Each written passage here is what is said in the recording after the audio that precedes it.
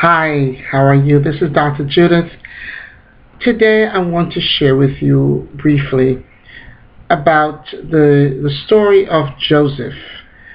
Joseph, the youngest son at this time, when the story is being told in Genesis chapter 37. At this point, he's the youngest child of Jacob. Joseph, as most people, if you know the story about him, is that he felt he had obviously been given desires and dreams, and he expressed those dreams and desires to his family members, especially his siblings, and of course they were not very pleased about him sharing these dreams that God had placed on his heart, that he was going to be mighty.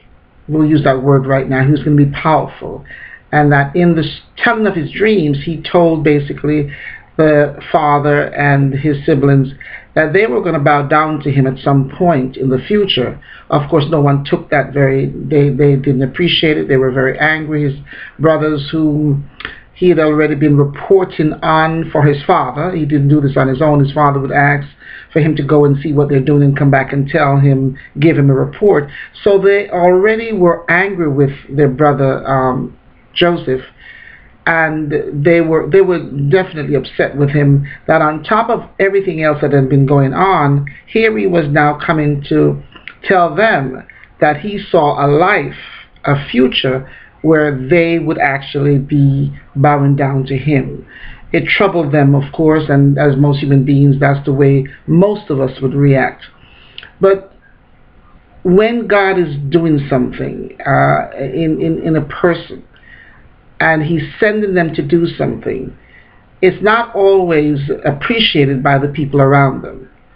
And when the person who is being sent starts verbalizing their dreams and what God has put on their hearts, it can become really difficult for those around them. It can really become a pain, and depending on the dreamer's personality and the position in the family and all those nice things, it can become really difficult.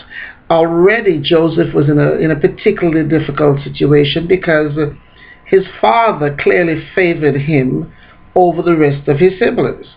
He was born to Jacob and Rachel, whom he loved so dearly.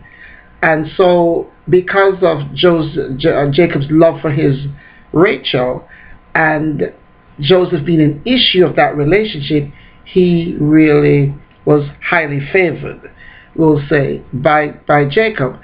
And in that regard, Jacob actually had a coat, as in the Bible said, a coat of many colors that he had made just for Joseph. So already Joseph is in a precarious situation. He's the favored one. He is already being treated by their father as if he's ultra special. And so he's in a position where, people usually become very angry with you in that kind of situation. So the brothers are already upset with him that the father shows favoritism. But then on top of that, Joseph goes, and obviously the Lord is dealing with Joseph. He's not necessarily aware. And the Lord has put these dreams on his heart, and then he starts telling, including his father, he starts telling them the dreams. And I truly believe that at 17 years old, Joseph had no idea what he was saying. He was just merely repeating what was, you will say, in his spirit. We'll say that right now. What was on his heart, what was on his mind. And obviously the Lord had placed these dreams in him, and he was repeating them as most teenagers would. Teenagers don't necessarily do a lot of thinking, thinking. They just kind of blurt things out. So that's what Joseph did. The story is really very powerful. It's a great story, and I've fancied myself a Joseph many times, because many times when you share your dreams with others, they can become very offended, especially when in the dream that you're having, they're in a lesser position than you are. It can become really hairy and difficult. So that's what Joseph did, and starts really in chapter 37 of Genesis, where they're explaining what he did. He told them about the dreams and all this stuff, and they became profoundly angry with him. And this led to him being thrown in a pit, him being sold to the Ishmaelites, really being sold into slavery. And his brothers actually then takes his coat, and they were going to kill him. That was the original plan, until one of the brothers stepped in. I think it was Reuben, stepped in and said, "No, we're not going to kill him. After all, he's our brother."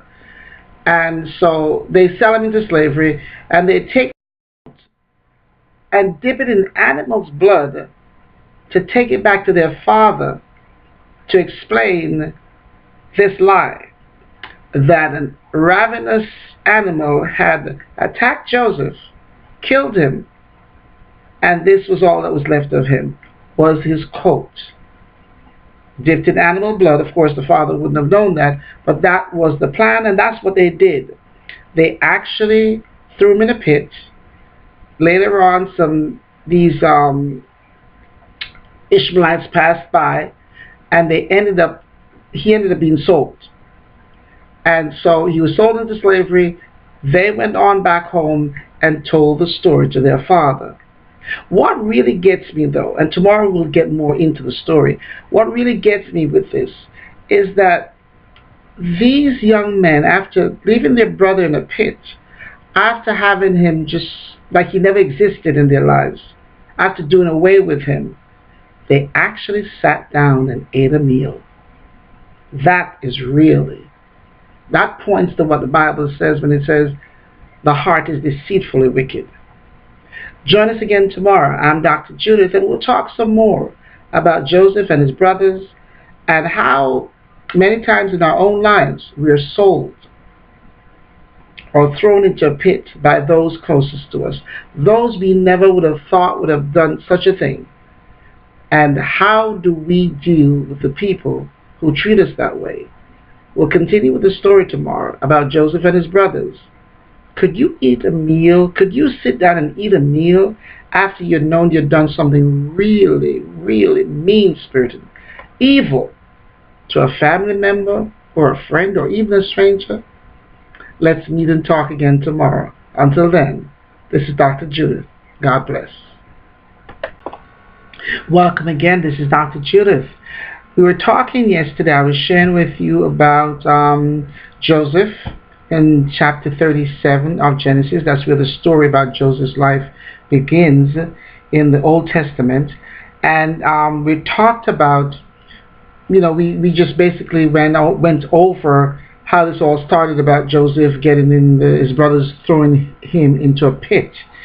And so now we are up to verse, chapter 37, verse 24. And I talked to you yesterday about how let me just tell you what verse 24 says.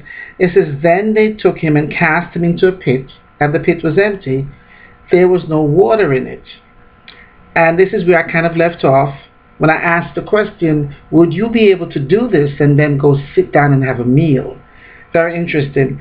Verse 25 says, "And they sat down to eat a meal." Amazing. You throw your brother into a pit, and then you sit down to have a meal.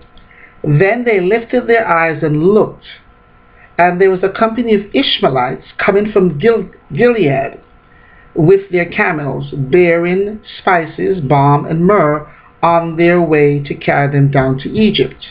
Now, if you know the story of Joseph, that's where Joseph was headed. That's where his destiny was leading him.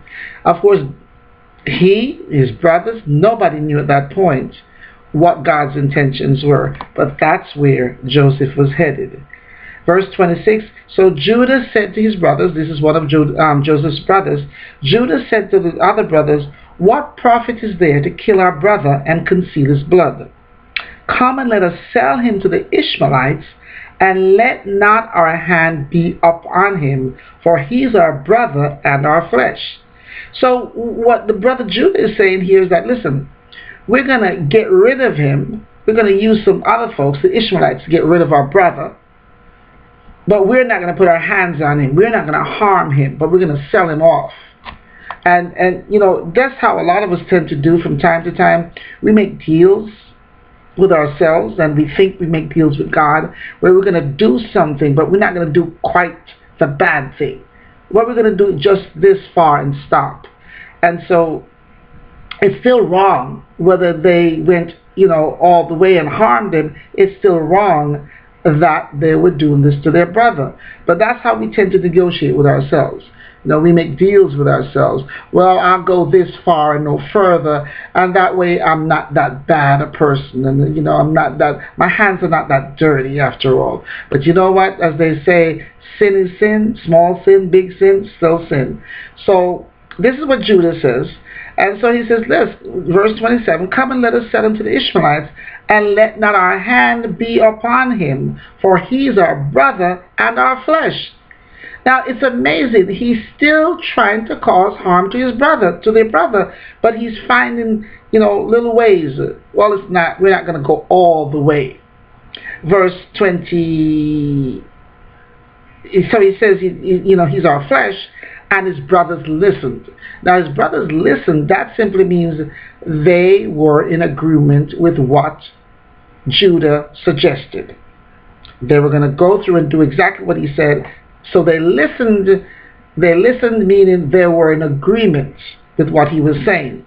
Verse 28 said, then Midianite traders passed by. So the brothers pulled Joseph up and lifted him out of the pit and sold him to the Ishmaelites for 20 shekels of silver.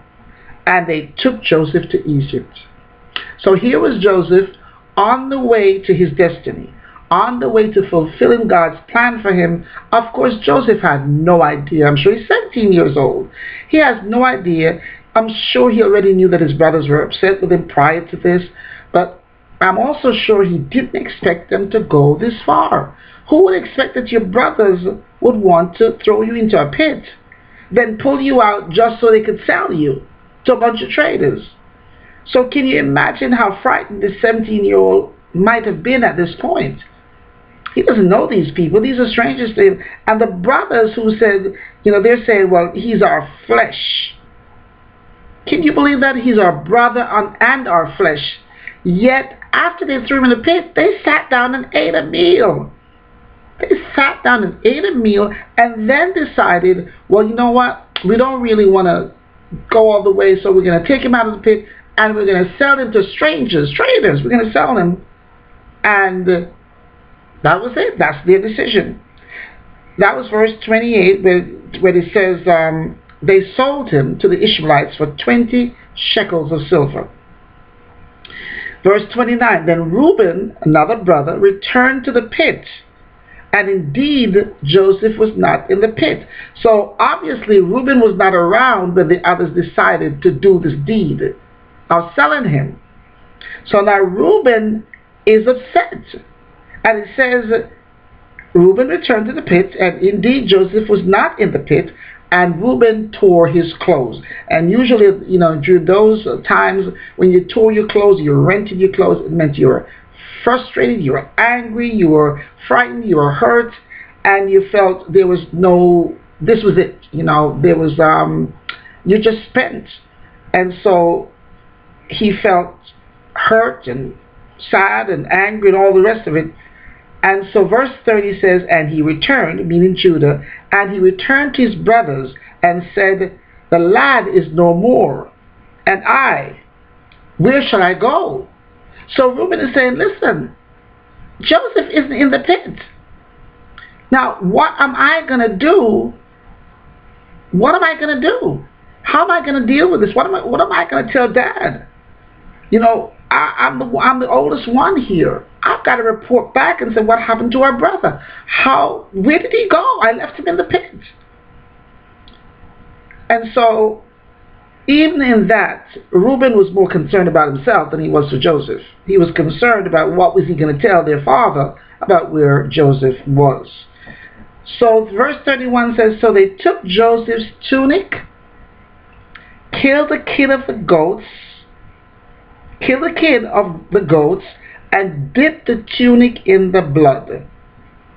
Then they sent the tunic of many colors, and they brought it to their father and said, we have found this. Do you know whether it's your son's tunic or not? And we'll stop there today. How many times have we willfully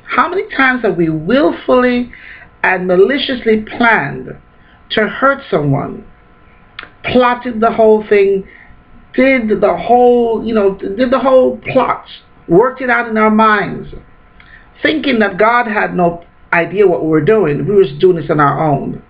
How many times have we plotted against someone simply because we thought they were more highly favored than we were?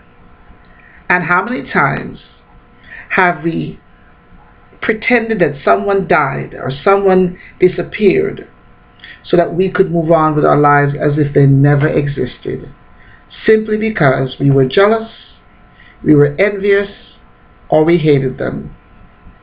Time for questioning. This is Dr. Judith. We'll see you again tomorrow. Until then, have an awesome day and God bless.